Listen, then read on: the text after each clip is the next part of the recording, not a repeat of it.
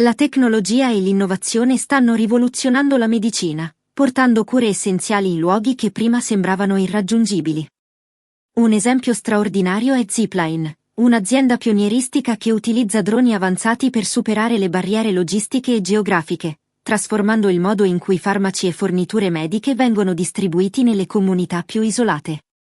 Grazie a questi droni di nuova generazione, Zipline riduce drasticamente i tempi di consegna, abbattendo i costi e salvando vite.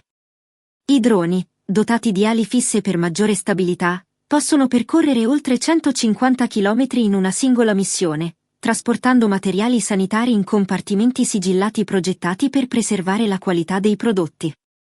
Uno dei traguardi principali di Zipline è la distribuzione di farmaci essenziali contro malattie endemiche come la malaria, che continua a mietere milioni di vittime ogni anno.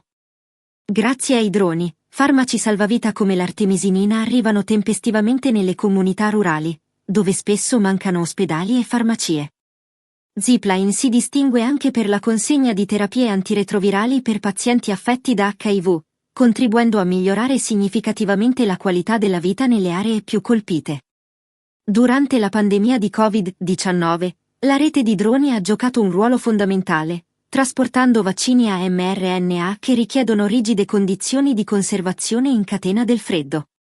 Grazie a un sistema di isolamento termico integrato, i droni hanno permesso una distribuzione capillare e sicura, riducendo sprechi e garantendo la copertura sanitaria anche nelle aree più difficili da raggiungere.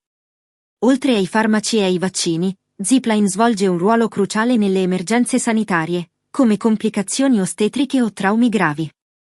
La consegna di sangue per trasfusioni è resa possibile in pochi minuti grazie ai droni, che utilizzano un sistema di lancio a catapulta e atterrano mediante un innovativo meccanismo di recupero con cavi.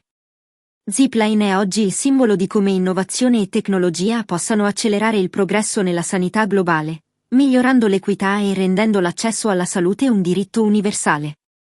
La sua rete di droni, combinata con meccanismi avanzati di gestione e trasporto, rappresenta un passo decisivo verso un futuro in cui nessuno sarà lasciato indietro.